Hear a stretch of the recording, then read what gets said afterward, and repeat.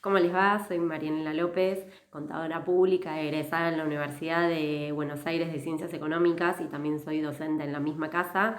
Doy cursos en el Consejo Profesional de Ciencias Económicas y también soy escritora en diferentes artículos doctrinarios, tanto impositivos como previsionales, que fueron publicados en Editorial La Ley y en Editorial RPAR.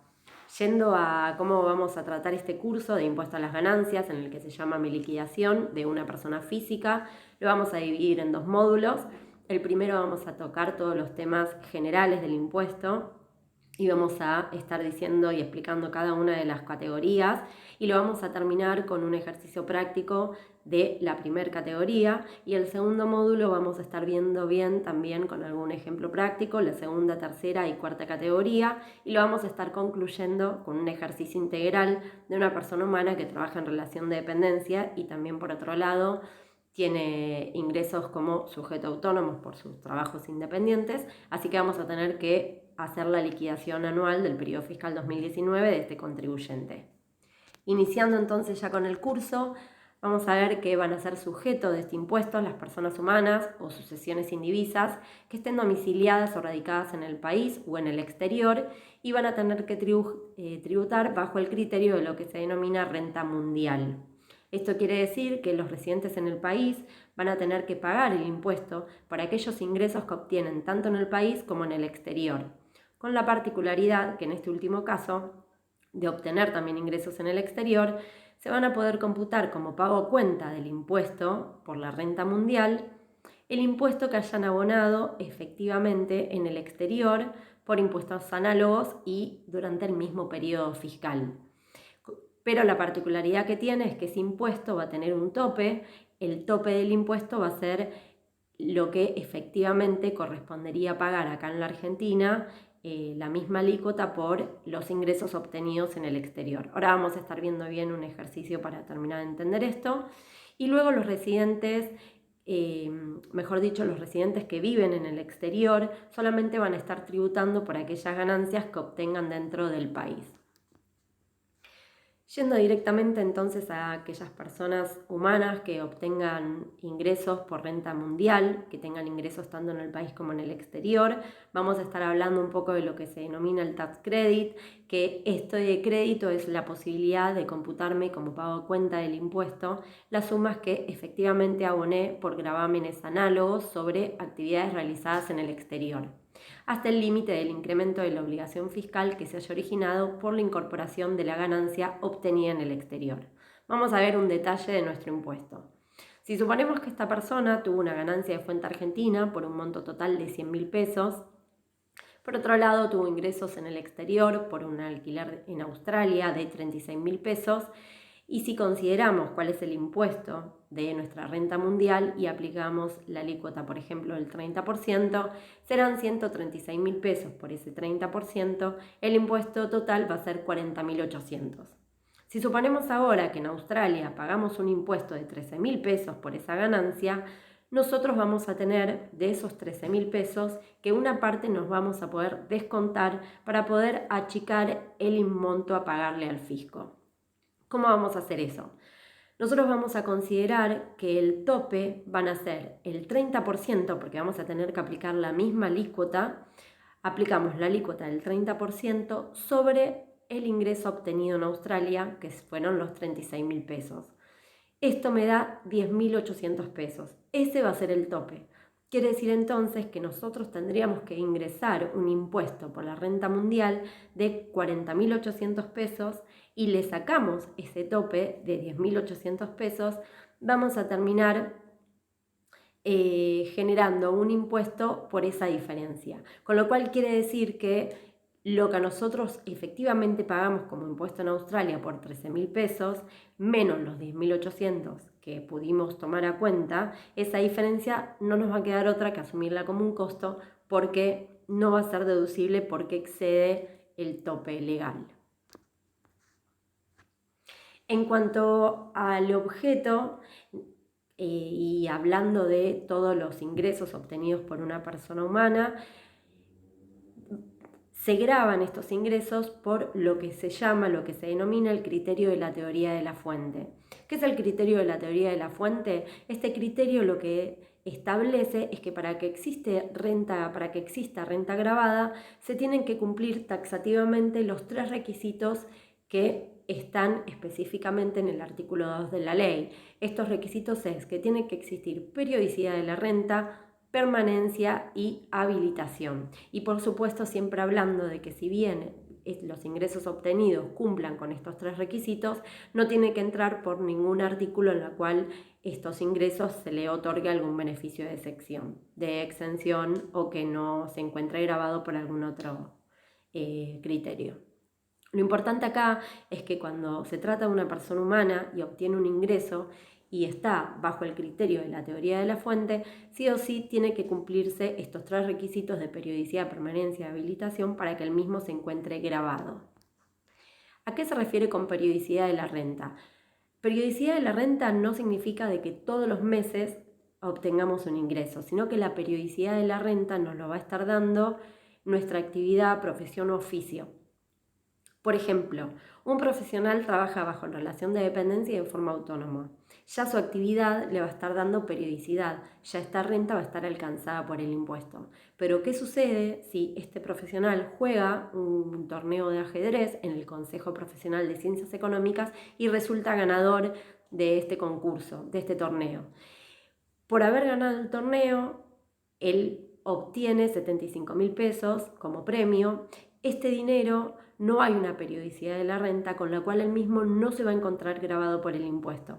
Lo que sí hay que tener en cuenta es que si bien no está grabado por el impuesto, lo vamos a tener que reflejar, lo vamos a tener que exponer dentro del cuadro de justificación patrimonial como que es un ingreso que se obtuvo y que no se grabó, pero nos está incrementando nuestro patrimonio. El segundo requisito es permanencia de la fuente. Acá lo que me está diciendo es que el ingreso que yo obtenga va a estar grabado siempre y cuando se siga teniendo esa fuente que me está generando un ingreso. En el momento en que la fuente generadora de ingreso la pierdo, en ese momento el ingreso obtenido no va a estar grabado por el impuesto. Por ejemplo, el contribuyente A alquila un inmueble y todos los meses obtiene una renta. Esta renta que obtiene va a estar grabada por primera categoría, va por lo devengado, y de eso no hay duda, hay permanencia, hay periodicidad. El punto está en que nos dice que en el mes de octubre del 2019 vende esta propiedad al inquilino. Entonces, cuando yo estoy haciendo la liquidación del 2019, voy a tener varios meses en la cual se produce el alquiler de este inmueble y me va a estar generando un ingreso grabado de primera categoría. Pero en el mes de octubre el inmueble se lo vende al inquilino y por esa venta obtiene un ingreso. Ese ingreso no va a estar grabado, ¿por qué? Porque se pierde la fuente que le venía generando ese ingreso.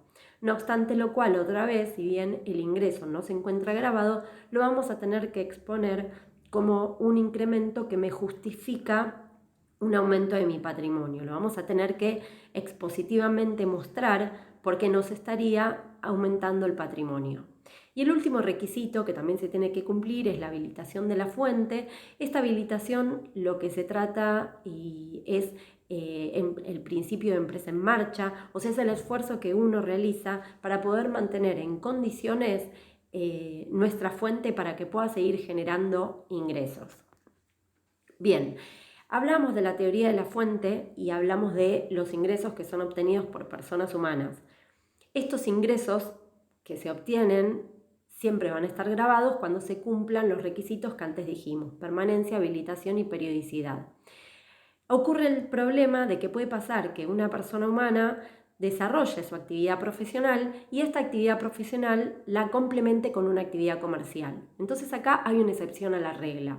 A mí me dice que si la persona humana desarrolla una actividad profesional pero no complementa esta actividad con una actividad comercial, claramente sus ingresos van a ir y van a estar grabados por la teoría de la fuente y por cuarta categoría por lo percibido. Pero ojo que si este sujeto complementa su actividad profesional con una actividad comercial, ya no puede hablarse de teoría de la fuente, sino que tiene que hablarse de que hay una inversión de capital, de que hay un riesgo asumido por el contribuyente y en muchos casos puede hasta haber empleados en relación de dependencia, con lo cual ya acá esta persona pasaría a ser sujeto empresa y estaría dentro de lo que es la teoría del balance. La teoría del balance es que van a estar alcanzados y grabados todos sus ingresos y no tiene que cumplirse el requisito de que tiene que haber permanencia, periodicidad y habilitación. Lo que establece es la teoría del balance, los sujetos empresas, todos los ingresos van a estar alcanzados por el impuesto. Esto lo que quiero decir es que en este caso no puede haber un mix y decir que este sujeto puede tener ingresos grabados por cuarta categoría, por su actividad profesional y por su actividad que la está complementando con una actividad comercial va por tercera. Acá lo que quiero decir es que como hay un sujeto empresa, esta persona va a obtener todos sus ingresos, van a estar alcanzados por la tercera categoría y sus ingresos van a ir por lo devengado. Un ejemplo ante esto es, la doctora Massa es dermatóloga y tiene su consultorio en Capital Federal, donde atiende a pacientes de obra social y pacientes particulares. Durante el ejercicio vende el consultorio. En este caso estamos hablando de una profesional que lleva adelante su profesión y no complementa su actividad con una actividad comercial, con lo cual al vender el consultorio, el ingreso obtenido por esa venta no puede considerarse grabado porque estaría perdiendo la fuente que le ayuda a generar esos ingresos. Entonces esos ingresos, si bien no están grabados, sí corresponde que se incluyan dentro del cuadro de justificación patrimonial porque me estaría aumentando el patrimonio. Lo otro que puede pasar y es que esta persona, la doctora Massa, que es dermatóloga, también cuenta con un negocio de venta de cremas y productos que está vinculados a la estética. O sea que en este caso tiene su actividad profesional y sí la estaría complementando con una actividad comercial. Entonces hay que analizar el supuesto de la venta nuevamente. Acá, como complementa su actividad profesional con una actividad comercial, ya dejaría de estar dentro de la teoría de la fuente y comenzaría a estar dentro de la teoría del balance, donde todos sus ingresos se van a encontrar alcanzados por el impuesto, no teniendo en consideración los requisitos antes mencionados. Con lo cual acá la venta del consultorio sí sería considerado una venta grabada, un ingreso que vamos a tener que grabar por tercera categoría. Bien, en cuanto a lo que es tercera categoría y lo que es la teoría del balance, nos está diciendo que van a estar alcanzados los rendimientos, rentas, beneficios o enriquecimientos que se hayan obtenido por sociedades de capital, el resto de las sociedades o explotaciones unipersonales, sujetos que desarrollen actividades de servicios profesionales donde se estén complementando su actividad principal con una explotación comercial, que era lo que dijimos recién, y aún en estos casos cuando no cumplan las condiciones de permanencia, periodicidad y habilitación, porque como dijimos están dentro de la categoría sujeto en prensa. Y los rendimientos, todos sus ingresos van a estar dentro de lo que es la teoría del balance. Bien, vamos a las categorías, cómo se dividen las distintas categorías de impuesto a las ganancias. La primera categoría va a ser todos los ingresos obtenidos por la renta de suelo. Estos ingresos se van a estar considerando mediante lo devengado. Acá no me importa cuándo se cobren o cuándo se paguen en el caso de los gastos, sino que cuando se devenga el periodo se va a considerar una renta gravada. Dentro de la renta de suelo vamos a tener el alquiler, arrendamiento de los bienes inmuebles, también el alquiler de los bienes muebles en el caso de que se alquilen en forma conjunta con el inmueble. Vamos a tener también las mejoras que pueden hacer los inquilinos, que representa un incremento del valor de ese inmueble y siempre que el propietario no esté obligado a ponerle esa mejora que hace el inquilino. Por otro lado vamos a tener la segunda categoría, que van a ser todas las rentas de capitales. Acá vamos a tener todos los intereses, vamos a estar hablando también un poco del impuesto cedular, porque según lo establecido por AFIP, las exenciones comenzarían a correr a partir del periodo fiscal 2020, con lo cual para el periodo fiscal 2019 este impuesto todavía, esta renta todavía estaría alcanzada y va a ir grabada por lo percibido. También vamos a tener dentro de la renta de capitales a las regalías y por otro lado también se van a considerar como segunda categoría el alquiler de los bienes inmuebles que por supuesto no se alquilen en forma conjunta con el inmueble.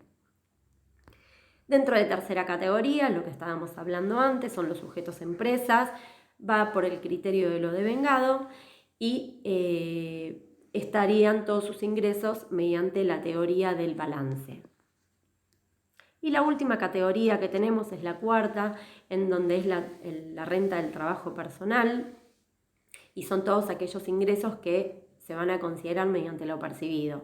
Lo que hay que tener en claro acá y en cuenta es que en cuanto a esto, si bien se ingresan por lo percibido, existen excepciones a la regla. Para el caso de la designación de los honorarios de directores, síndicos, etc., lo que a mí me establece es que ese ingreso se va a considerar grabado no en el momento en que los mismos se perciban, sino en el momento en que se acuerden estos honorarios. Y otra de las excepciones es en cuanto a los sueldos en relación de dependencia, cuando se está obteniendo un ingreso, quizás que pertenezca a otros periodos fiscales, pero se obtiene todo en el mismo mes.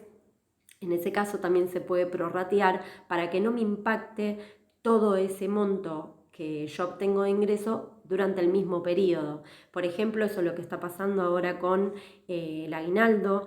Antes del aguinaldo existían los empleadores, que daba criterio de ellos, en donde el empleador podía prorratear el monto que les pagaba a sus empleados por el aguinaldo, o bien directamente lo calculaban la retención de impuesto a las ganancias en función al monto total de cada uno de los pagos de los medios aguinaldo. Bueno, ahora ya después de lo último que se decretó, los 2 medios aguinaldos se hacen en forma proporcional, quiere decir que todos los meses se va a estar incrementando el valor de lo que se cobra mensualmente por esa proporción que le correspondería cobrar del aguinaldo, y quiere decir que todos los meses estaríamos pagando un mayor impuesto, de modo de que en junio y en diciembre, que es cuando se van los 2 medios aguinaldos, se va a estar haciendo el ajuste correspondiente en función a lo efectivamente cobrado, pero esto se hace para que el empleado en relación de dependencia por el aguinaldo cobrado no tenga que saltar de categoría y sufra en su bolsillo una mayor retención de impuesto a las ganancias. Bien, la técnica para poder liquidar, hacer la liquidación para una persona humana va a ser, vamos a tener que considerar todos los ingresos de la primera categoría, que eran los ingresos de suelo, más los ingresos de segunda categoría, que son todas las inversiones, más los ingresos de la tercera categoría, en el caso de empresas, y vamos a considerar todos los ingresos que puede llegar a obtener para la cuarta categoría, que es el trabajo personal. Una aclaración en cuanto es la tercera categoría: es cuando nosotros tenemos una participación en alguna sociedad y obtenemos unos ingresos por eso. Yo no soy específicamente un sujeto empresa, sino que obtengo ingresos por esa participación accionaria que tengo en otra empresa. Una vez que yo sumo todos esos ingresos, a este resultado le vamos a estar descontando todas las deducciones que establece el artículo 83. Estas deducciones son aquellas que me permiten obtener, mantener y conservar mi fuente generadora de ingresos, o sea, son todos los gastos que se vinculan directamente con todos esos ingresos. Luego a este valor le vamos a estar descontando todas las deducciones por tope. Dentro de estas deducciones vamos a tener, que después lo vamos a ver bien en detalle, pero para enumerarlas, tenemos los gastos médicos, las donaciones, honorarios médicos, indumentarias, viáticos, y también vamos a tener, la indumentaria que sea de uso exclusiva para el trabajo. Luego a este total le vamos a estar descontando las deducciones personales, que va a ser la deducción especial ampliada y las cargas de familia, y eso nos va a dar cuánto va a ser el ingreso que va a estar sujeto a impuesto. Esto lo vamos a tener que ver en el artículo 94 de la Ley de Impuesto a las Ganancias, donde está la escala, para ver cuánto es lo que voy a tener que ingresar de ese impuesto, y por supuesto que a ese valor siempre le voy a tener que descontar todas las retenciones, percepciones y pagos a cuentas que se fueron realizando. Bien, en cuanto a la determinación del artículo 94, ahí ustedes tienen cómo es que se aplicaría las alícuotas. Bueno, en el primer caso esto está visto para todo el periodo fiscal en forma anual. Para el primer caso directamente es el 5% sobre la ganancia sujeta a impuesto, pero ya a partir del segundo caso va a ser, por ejemplo, el 9% entre la diferencia del excedente de 33.039,81 menos lo que efectivamente yo tengo de ganancia que está sujeta a impuesto. Esa diferencia le aplico el 9% y le voy a estar sumando la parte fija que va a ser 1.651,99. Con esto vamos a determinar el impuesto y luego a este valor es donde se le va a estar descontando retenciones, percepciones y pagos a cuentas. Cuando hablamos del cuadro de justificación patrimonial, esto hay que hacerlo para la liquidación, lo vamos a dividir en dos columnas. La columna 1 es todo lo que yo voy a descontar y la columna 2 es todo lo que yo voy a aumentar, incrementa mi patrimonio. El primer concepto es monto consumido. El monto consumido se calcula en forma automática y va por diferencia. Luego vamos a tener en el segundo renglón todos aquellos conceptos que justifican incremento patrimonial o consumo, y estas pueden ser rentas no gravadas, rentas exentas, gastos no erogables o ingresos a declarar en periodos futuros. Lo que tenemos que tener en cuenta es que ahí en entradas vamos a tener que exponer todos aquellos ingresos que no tuve que gravar, pero que en realidad me está justificando un aumento de patrimonio. Por ejemplo, la venta del consultorio, en el caso de la dermatóloga y que fue un ingreso no grabado, lo voy a tener que justificar dentro de las entradas. Por ejemplo, también me habla de gastos no erogables, ahí podemos tener las amortizaciones, que acá financieramente no hay un egreso de plata, sino que simplemente es una deducción expositivamente que me permite hacer la ley, pero que esto me va a tener que aumentar mi patrimonio. También vamos a tener ganancias exentas, por ejemplo, si obtenemos ingresos por intereses que estén exentos, también lo vamos a tener que justificar como una entrada. Y por último me habla de ingresos a declarar en periodos futuros. Acá estaríamos en lo que es una mejora introducida por el inquilino, donde el propietario no está obligado a indemnizar. Bueno, este ingreso, si bien se va a considerar dentro del periodo fiscal en el cual se habilita la mejora, luego me va a quedar un remanente que se va a tener que ir ingresando y grabando a medida que van transcurriendo los diferentes periodos fiscales hasta que finaliza el contrato de locación. Esa diferencia es la que yo lo voy a tener que justificar expositivamente como una entrada, me aumenta el patrimonio, pero para ese periodo fiscal no lo grabé. Por otro lado, voy a tener conceptos que no justifiquen incremento patrimonial o consumo, y esto va a ser todo lo que voy a considerar como una salida. Es decir, es todo aquello que yo no me pude deducir, pero que efectivamente lo gasté, o puede ser todo aquello que tuve que grabar, un ingreso que he tenido que grabar, pero que en realidad, como un ingreso presunto, pero que en realidad no obtuve yo ese dinero. Entonces me dice, gastos no deducibles. Un gasto no deducible común puede ser la empleada doméstica, que tenemos un tope. Bueno, entre el tope y lo efectivamente pagado, el tope es lo que yo me voy a deducir, la diferencia entre los dos lo voy a tener que justificar como que me está bajando el patrimonio, lo voy a justificar como una salida. Ingresos presuntos, acá podemos tener los alquileres presuntos, donde yo me voy a tener que grabar ingresos para primera categoría, pero en realidad son ingresos ficticios que no existen. Entonces, si bien los grabo, después en el cuadro de justificación patrimonial lo voy a tener que exponer como una salida. Y por otro lado me habla de donaciones entregadas. Bueno, cuando yo obtengo mejor dicho, estoy realizando unas donaciones y que yo no me puedo deducir o que exceden el tope deducible, que es el 5% de la ganancia neta, esta diferencia que efectivamente yo doné y no pude deducirme, lo voy a estar justificando también como una baja de mi patrimonio. Luego vamos a tener que poner el resultado impositivo del periodo, que puede ser una ganancia o un quebranto, y después, para finalizar, vamos a poner cuál fue nuestro patrimonio al inicio y al cierre. O sea, nuestro patrimonio al inicio será el 31 de diciembre del 2018 y al cierre el 31 de diciembre del 2019.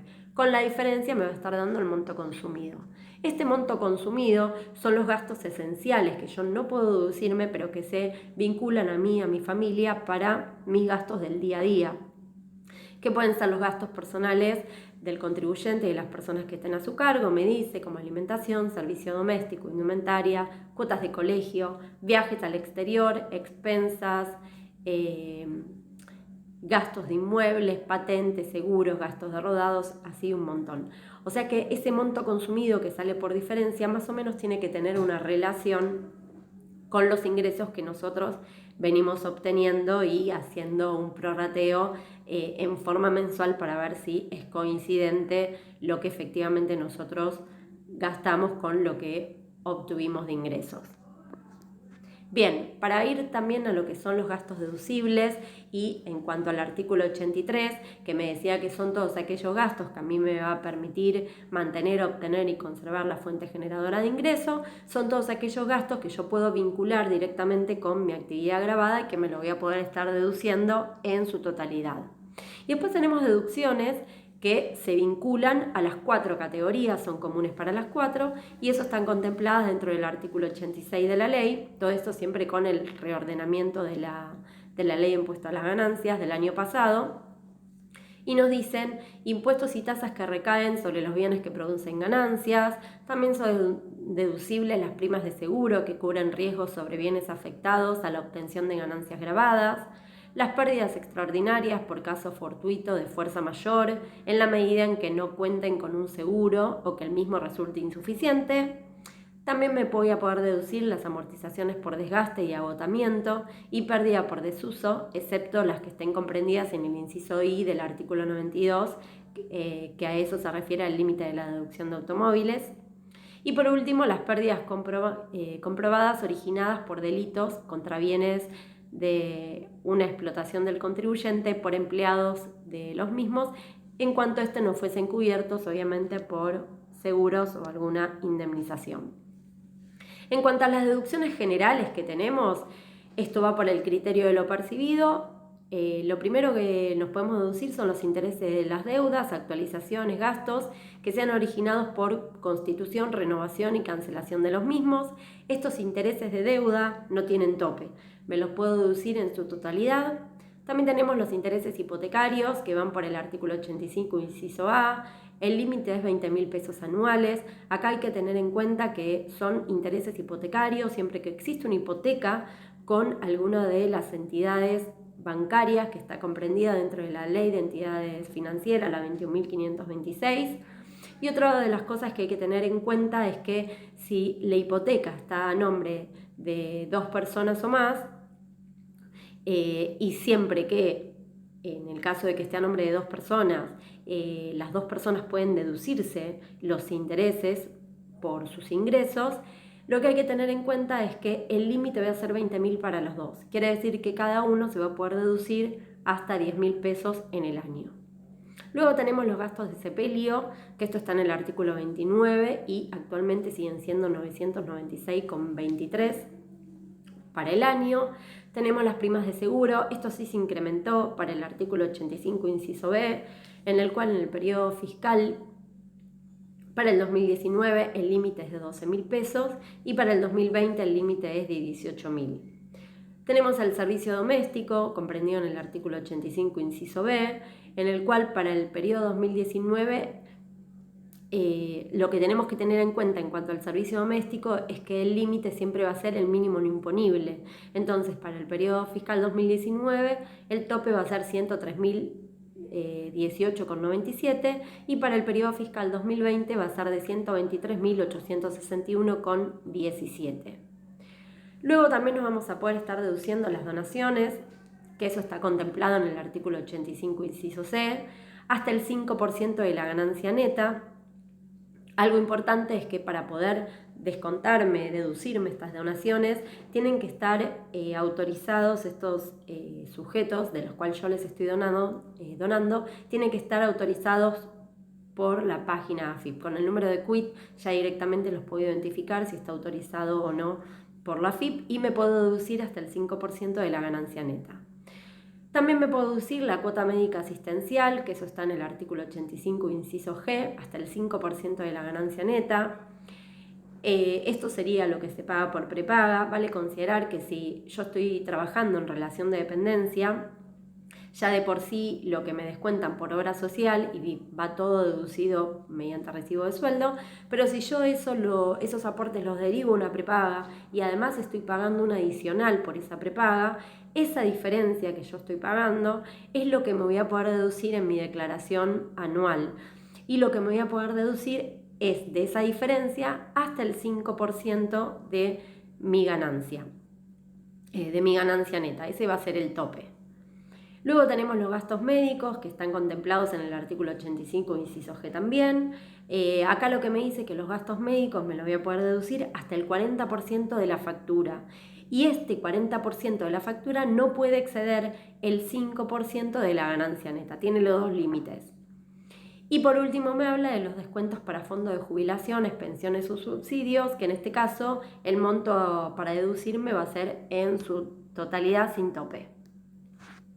Dentro de las deducciones generales vamos a encontrar que también me voy a poder deducir las amortizaciones de los bienes inmateriales que por sus características tengan un plazo de duración limitado, como patente, concesiones y activos similares.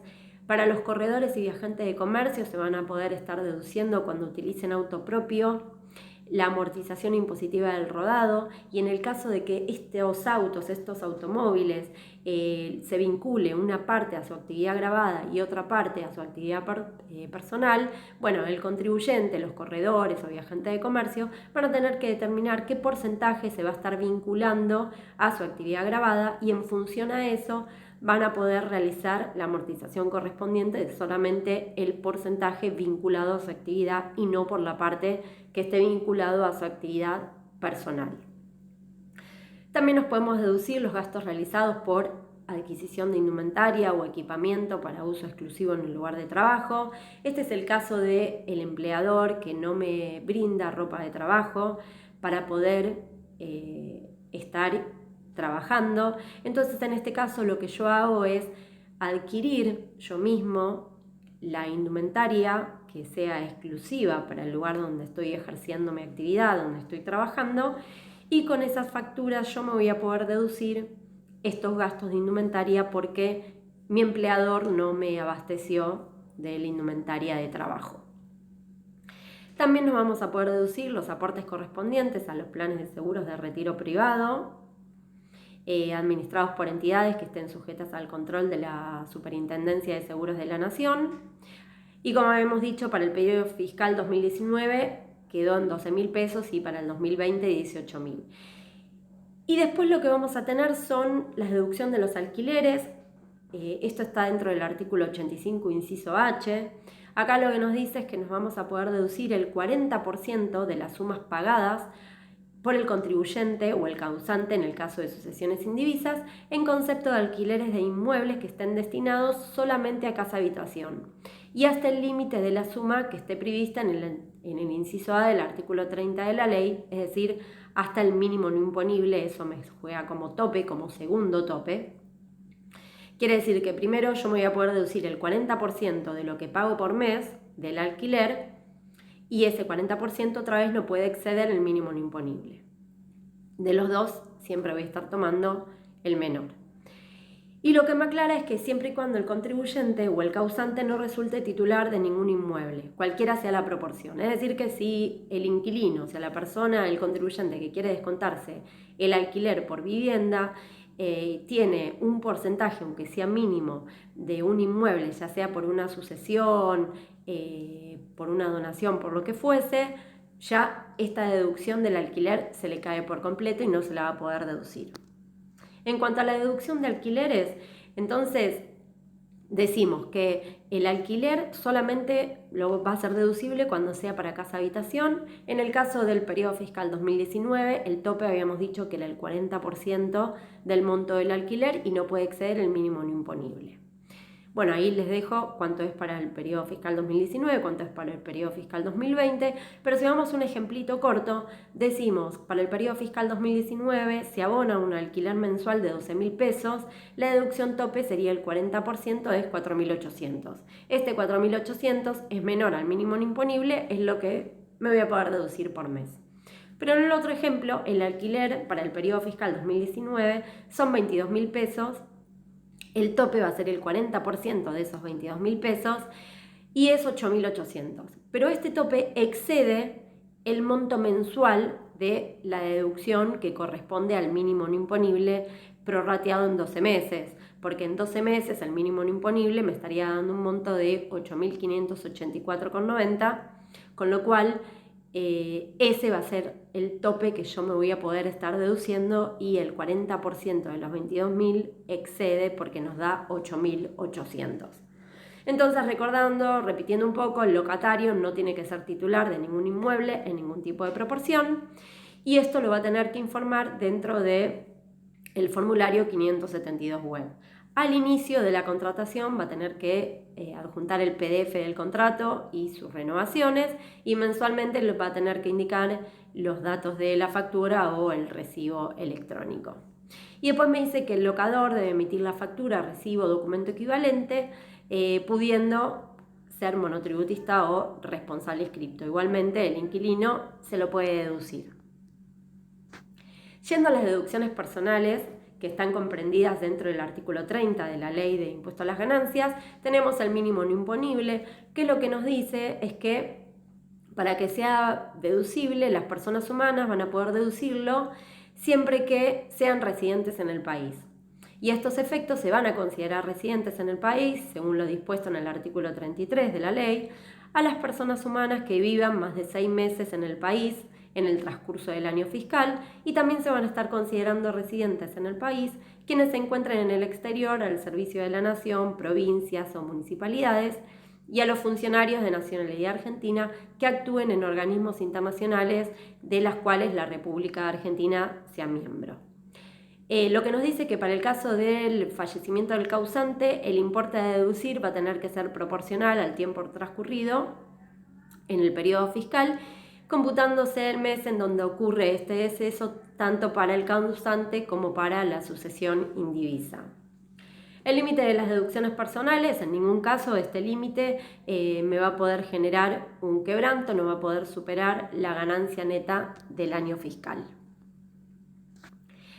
Después vamos a tener las cargas de familia. En cuanto a las cargas de familia, me van a decir que para poder deducírmela estas cargas no van a tener que haber tenido en el periodo fiscal ingresos que excedan el mínimo no imponible, y estas cargas pueden ser el cónyuge. También nos vamos a poder deducir a cada hijo, hija, hijastro o hijastra menor a 18 años o incapacitados para poder trabajar. La deducción de este inciso solamente va a poder efectuarla el pariente más cercano que tenga las ganancias imponibles. Ojo que la Resolución General la 4286 del año 2018 nos decía en su artículo 1, inciso A, que cuando la carga de familia sea menor a 18 años, la deducción va a ser computada por quien posea la responsabilidad parental.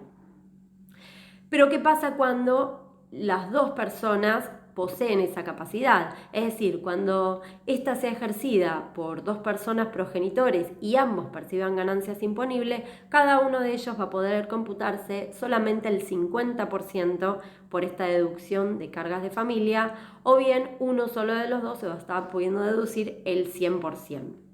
Y el inciso B nos dice que de tratarse de un incapacitado para el trabajo mayor de 18 años, la deducción también va a ser computada de la misma forma en que la deducción de cargas de familia que hablamos recientemente. Y por último vamos a tener la deducción especial ampliada. Esto lo que nos dice es a quién se aplica. Bueno, se va a estar aplicando a trabajadores autónomos por las ganancias obtenidas del artículo 53, que es de la tercera categoría, y artículo 82, inciso D y F y G. Y a estas le va a corresponder la deducción simple. Por otro lado, le va a corresponder el 1,5 veces en lugar de una vez cuando se trate de nuevos profesionales o nuevos emprendedores, según lo que pacte la reglamentación. Y por último tenemos los trabajadores en relación de dependencia, que estos van a poder computarse esta deducción especial en forma ampliada, incrementándola en un 3,8 veces más. Los requisitos para que se puedan computar esta deducción es que el contribuyente tiene que haber realizado el pago de aportes que corresponda al periodo fiscal que se está declarando, o bien que haya ingresado en un plan de facilidades de pago hasta el vencimiento de la declaración jurada que estamos liquidando. Bueno, acá vamos a tener todas las deducciones del periodo fiscal 2019, que lo vamos a estar viendo mejor en este cuadro, cuando fue que surgió el decreto 561 del 2019, en donde se incrementó un 20% y simplemente para los trabajadores en relación de dependencia se incrementa un 20% el mínimo no imponible y la deducción especial ampliada retroactivo al 1 de enero del 2019. Cuando fue el 2020, o sea, lo que nos dice la ley de impuesto a las ganancias, es que siempre se va a estar actualizando en el mes de octubre de cada año estas deducciones por el índice del RIPTE y el cálculo que dio para el periodo fiscal 2020 fue un incremento de aproximadamente un 44,28%. Acá lo que hay que tener en cuenta es que este incremento del 44,28% para lo que es el mínimo no imponible y la deducción especial ampliada se va a estar aplicando en función a los montos originales del periodo fiscal 2019 sin considerar el decreto 561. Con lo cual, para el mínimo no imponible y la deducción especial ampliada, el incremento para el 2020 va a ser aproximadamente de un 24% y para el resto de las cargas de familia sí corresponde un incremento del 44,28% en comparación entre el periodo fiscal 2019 y el periodo fiscal 2020. Acá le vamos a dejar un cuadro con las deducciones personales en cuanto a la relación de dependencia, esto es específicamente para el periodo fiscal 2020, que va a ser en forma acumulada mes a mes. Esto era lo que estábamos estableciendo cuando se hace una liquidación en relación de dependencia, siempre se hace acumulado mes a mes, sumando todos los meses los ingresos y todos los meses las deducciones para obtener la retención que se estaría aplicando en ese mes acumulado, porque luego después le vamos a tener que descontar lo que efectivamente ya nos retuvo nuestro empleador el mes anterior. Algo específico en cuanto a la relación de dependencia para el tratamiento de las horas extras es que hubo una modificación en estas horas y la diferencia, lo que me establece es que la diferencia que surge entre el valor de las horas extras y el de las horas ordinarias que perciban los trabajadores en relación de dependencia por los servicios que se hayan prestado en días feriados, inhábiles, durante fines de semana, calculadas conforme a la legislación laboral correspondiente. ¿Qué va a suceder? Lo que me dice es que se aclara que al calcular la ganancia no imponible se le deben restar estas horas extras para ubicarse en la escala y luego se deben sumar esto nuevamente para poder calcular el impuesto. O sea, lo que me está queriendo decir acá es que estas horas extras no están exentas de tributar el impuesto, sino que lo que se hace es no tomarlas en consideración para la escala en la cual se lo tiene que incluir al empleado en relación de dependencia. Es decir, que estas horas extras no lo hagan saltar de escala y que vayan a un porcentaje superior para estas retenciones. Entonces lo que se hace es, del monto que se percibe por el ingreso en relación de dependencia, se le va a estar descontando aquello que se vincule con horas extras para saber en qué escala estaría, en qué alícuota se le tendría que aplicar. Y luego se le va a estar sumando nuevamente este valor de las horas extras para poder ver bien cuánto es el monto a gravar. Es decir, no me permite el salto de escala, pero sí igualmente van a estar grabadas por el impuesto. Entonces la aclaración que ahí dice es que las mismas no se encuentran exentas de tributar, sino que lo que se busca es que este monto que se genera por las horas extras no haga saltar de escala a los trabajadores, pero que sí, obviamente, están gravadas por el impuesto. En cuanto a las retenciones, percepciones y pagos a cuentas, algo importante es que no podemos deducir, son los impuestos sobre los créditos y débitos en cuenta bancaria, y nos vamos a deducir el pago a cuenta del 33% del impuesto percibido a la tasa del 6 por 1000, originadas en las acreditaciones realizadas en la cuenta bancaria, y también el 33% del impuesto ingresado o percibido alcanzado por la tasa del 12 por 1000. Bien, una vez que nosotros determinamos cuál es nuestra ganancia y a esta ganancia que está sujeta a impuesto le vamos a estar aplicando la alícuota del artículo 94, y luego a esta alícuota, a este impuesto determinado, le vamos a estar descontando las retenciones y percepciones, nos va a estar dando la base imponible para poder calcular los anticipos que se van a estar abonando para el periodo fiscal siguiente. Quiere decir que esta base imponible lo multiplicamos por el 20% y nos va a dar el cálculo de cuánto es el valor de cada uno de los 5 anticipos que vamos a tener que ingresar. Bien, yendo directamente y ya terminando con este módulo, a lo que es la ganancia de primera categoría, que habíamos dicho que íbamos a terminar con un ejemplo práctico sobre la renta de suelo. Acá vamos a tener que la liquidación van a ser los ingresos obtenidos por la renta de suelo y le vamos a estar descontando todos los gastos vinculados con esta renta. Y esto va a ser mediante lo devengado, y lo que nos aclara es que pueden ser todos aquellos ingresos producidos en dinero o en especie por las locaciones de inmuebles urbanos y rurales, también el valor de las mejoras introducidas por el inmueble por los arrendatarios o inquilinos, también la contribución directa o territorial y otros gravámenes que estén a cargo del inquilino. Acá hay que tener en cuenta que todos aquellos gastos que el inquilino abone y se haga cargo de esos gastos, que son los gastos fijos, expositivamente lo vamos a tener que considerar primero como un ingreso y luego lo vamos a tener que considerar como un gasto, se lo vamos a tener que deducir. También pueden ser las rentas presuntas, que va a ser el valor locativo por inmuebles destinados a recreo, veraneo u otros fines.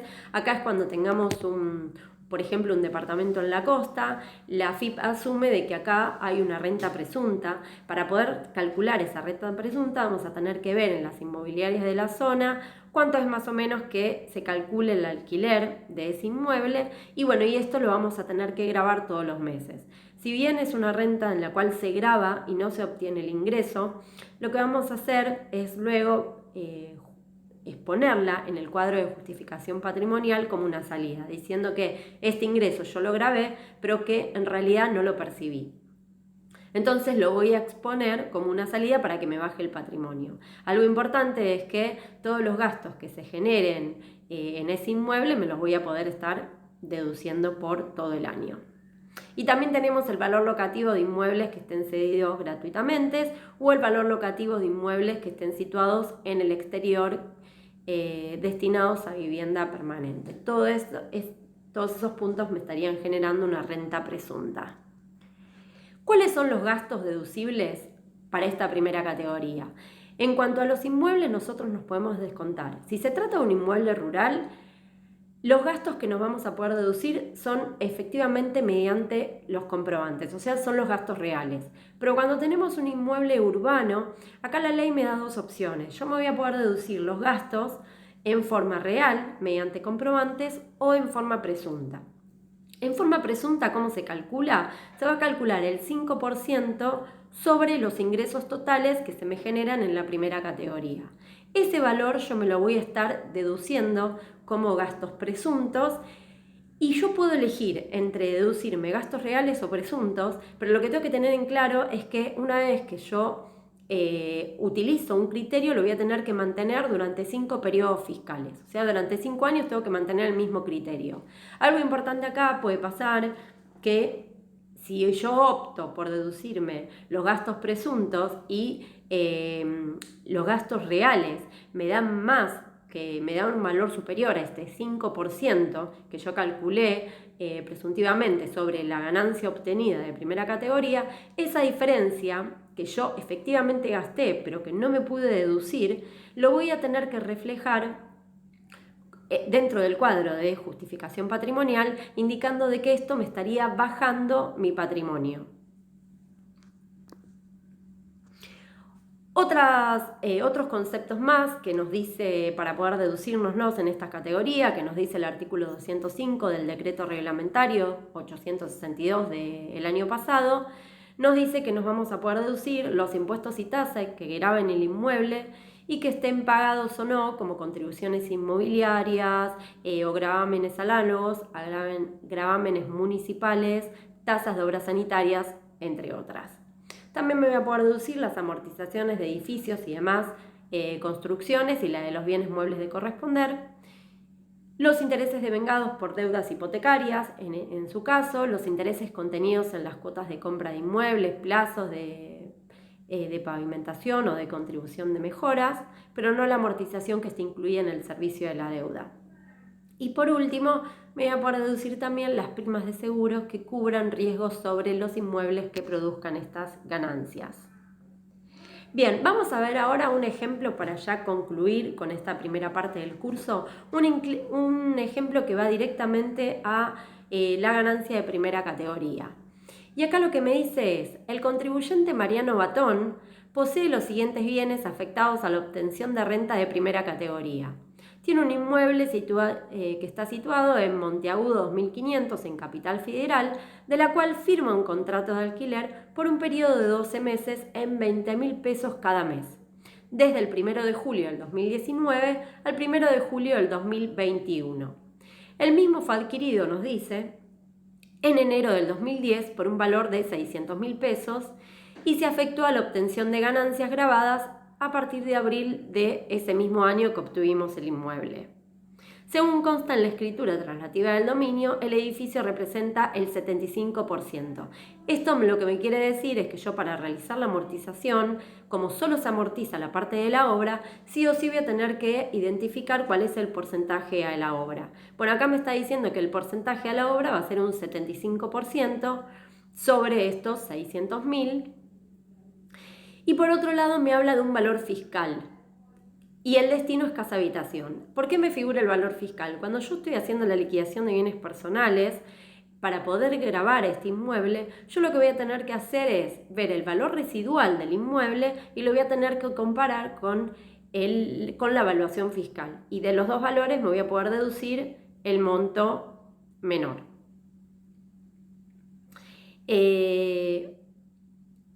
Mejor dicho, de los dos valores voy a tener que grabar el monto mayor, porque acá no estaría deduciéndomelo. Quiere decir que cuando yo estoy haciendo el impuesto a los bienes personales y estoy grabando este inmueble, yo voy a tener que ver qué monto voy a tener que grabar como bien. Y para esto voy a necesitar saber cuál es mi valor residual y ahí compararlo con el valor, la evaluación fiscal. Y de los dos voy a tener que tomar el monto mayor. Ahí va. Por otro lado, me dice que los gastos a cargo del inquilino, como son el ABL por 650 pesos mensuales, expensas 6.000 y AISA 625 pesos. Acá lo que habíamos dicho que hay que considerar es que todos los gastos que estén a cargo del inquilino los voy a tener que considerar ingresos en primera medida y luego los voy a tener que deducir como gastos. Por otro lado, me habla de que en noviembre del 2019 el inquilino habilita una mejora por la suma de 100.000 pesos y que el propietario no está obligado a indemnizar. O sea que habilita una mejora donde aumenta el valor del inmueble y el propietario no está obligado a pagárselo. Esta mejora es donde se va a considerar también para el contribuyente un ingreso, porque le está incrementando el valor del inmueble.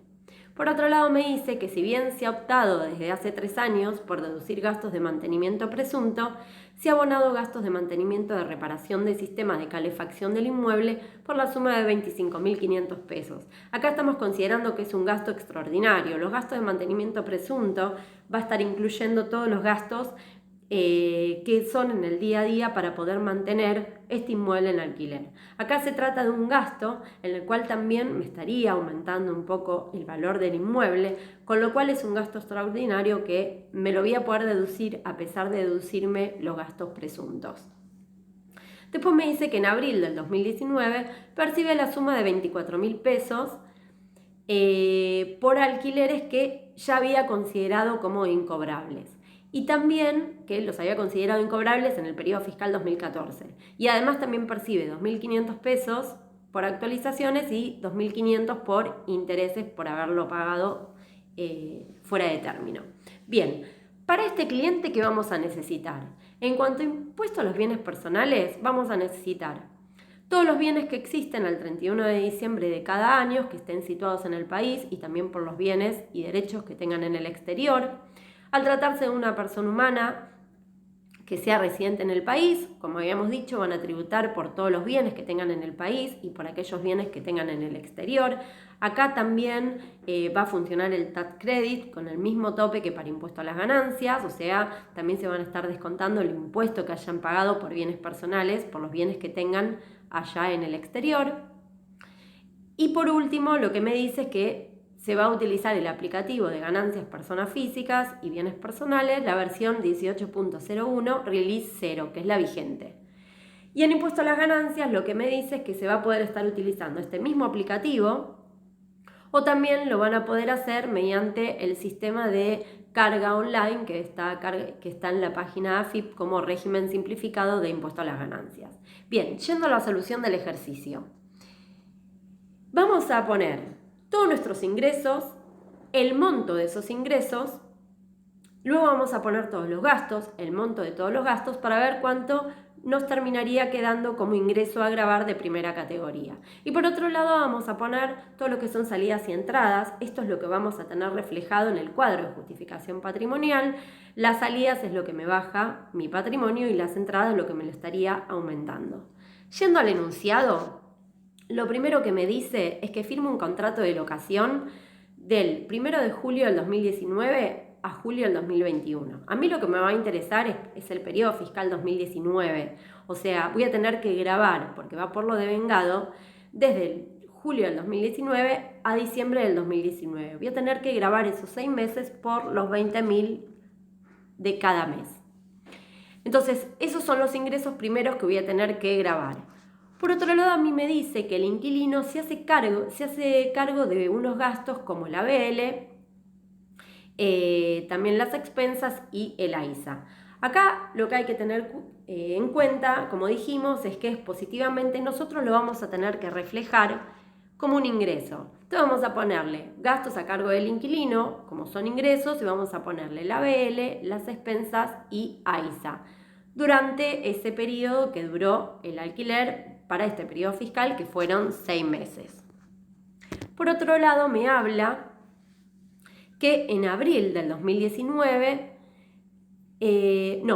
antes dice que en noviembre del 2019 el inquilino habilita una mejora por la suma de 100.000 pesos, en el cual el propietario no está obligado a pagarle. Con lo cual acá vamos a tener que considerar este ingreso.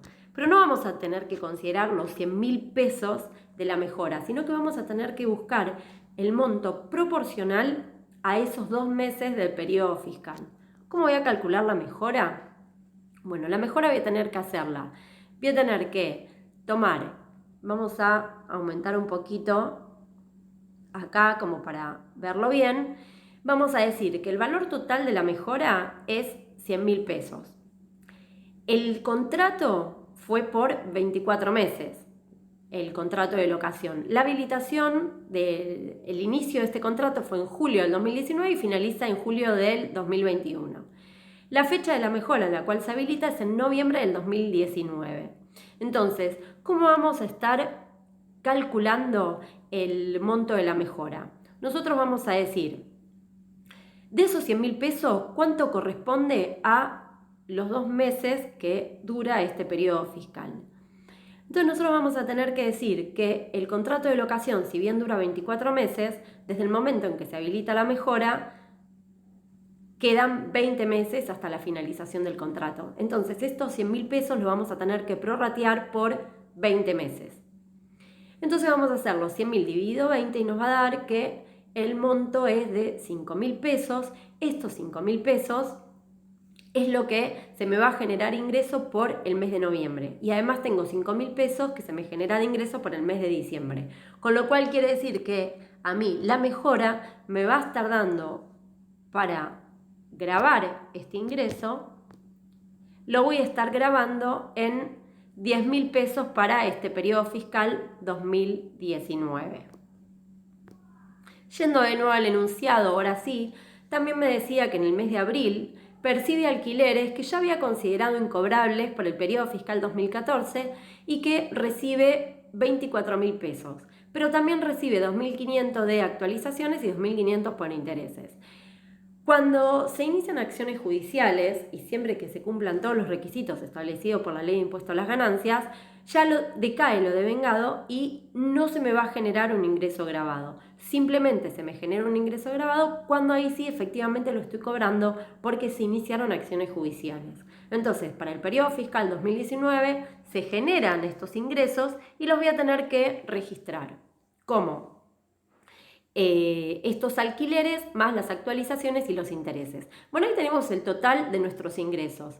Algo importante que no dijimos en la mejora es que nosotros habíamos dicho que el importe grabado era 10.000 pesos, pero a nosotros nos quedan 90.000 pesos, por la diferencia de los 100.000 de la mejora, nos quedan 90.000 pesos a grabar en periodos fiscales posteriores. Si bien estos 90.000 pesos los voy a tener que grabar en otros periodos fiscales, yo lo voy a tener que justificar en mi cuadro diciendo de que me va a estar aumentando mi patrimonio. ¿En cuánto me va a aumentar? En 90.000 pesos.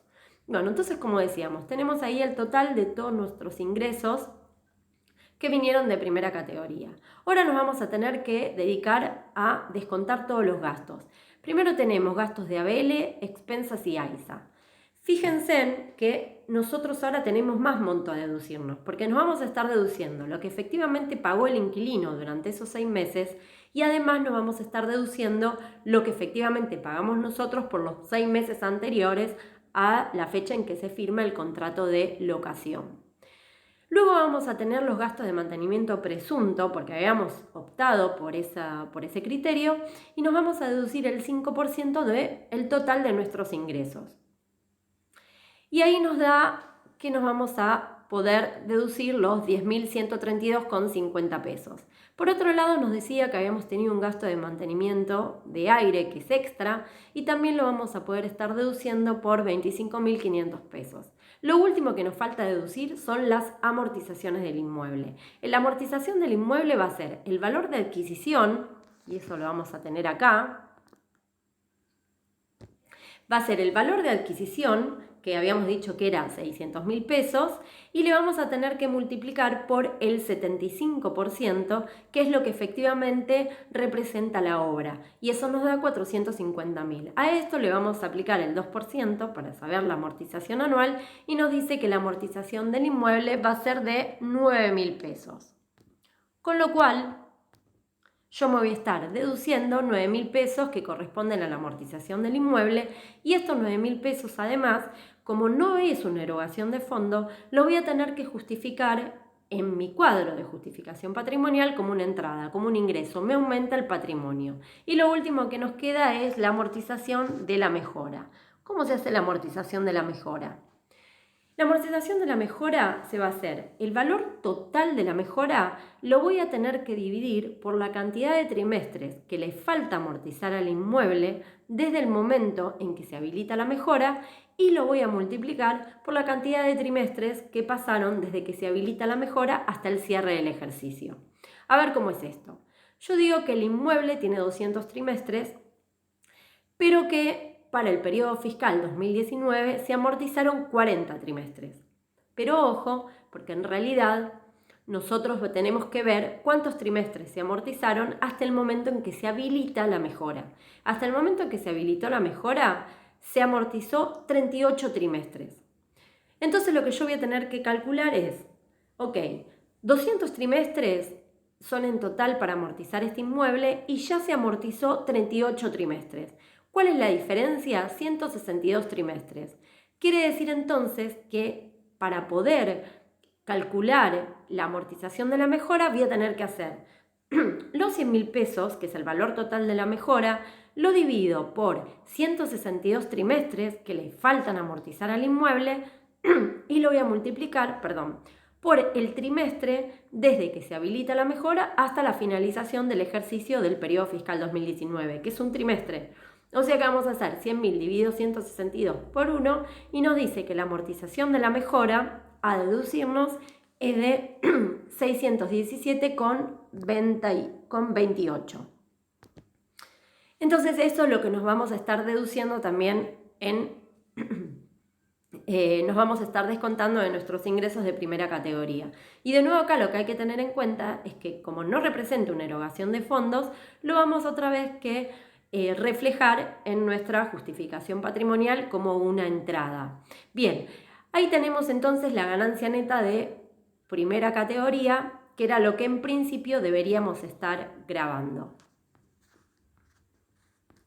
Bueno, hasta acá entonces ya llegamos con el primer módulo y ahora vamos a continuar con el segundo módulo. Como les decía, seguimos con segunda, tercera y cuarta categoría, finalizándolo con un ejercicio de persona humana que trabaja en relación de dependencia y también es sujeto autónomo. Muchísimas gracias por su atención.